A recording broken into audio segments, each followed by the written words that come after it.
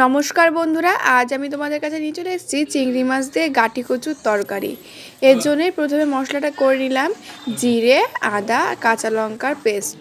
এই তরকারিটা কিন্তু খুব সুন্দর লাগে খেতে। আমি কিন্তু এই তরকারিটা বেশি গাঢ় করছি না, একটু পাতলা করেই করব।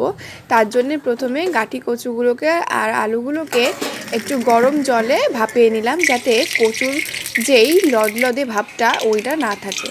এরপরেই কড়াইয়ের মধ্যে তেল দিয়ে তার মধ্যে সামান্য একটু হলুদ, চিংড়ি মাছ আর সামান্য একটু লবণ দিয়ে চিংড়ি মাছগুলোকে একটু ভালো করে ভেজে নেব। তেলের মধ্যে হলুদ দিয়ে চিংড়ি মাছগুলোকে ভেজে তুলে নিলাম।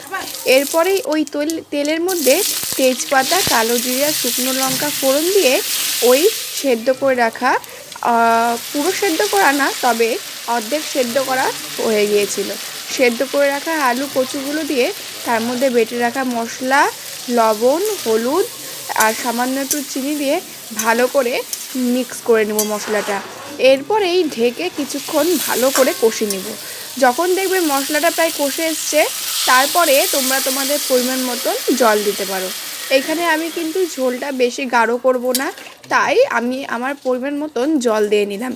এরপরেই ওপর থেকে ভেজে রাখা চিংড়ি মাছগুলোকে দিয়ে ঢেকে নেব। দেখো, খুব সুন্দর তেল বেরিয়ে এসছে। ঝোলটাও কিন্তু বেশি গাঢ় করিনি, এমনকি তেলটাও খুব ভালো হয়ে বেরিয়ে এসছে। এবার বুঝতে পারবে যে তরকারিটা হয়ে গিয়েছে। ভালো করে তরকারিটা ফুটিয়ে নিয়ে তোমরা তোমাদের পরিমাণ মতন ঝোল রেখে তরকারিটা নামিয়ে নেবে। দেখো, ঝোলের কালারটা আমি কিন্তু একদম কম মশলা দিয়ে করেছি, দারুণ একটি রেসিপি।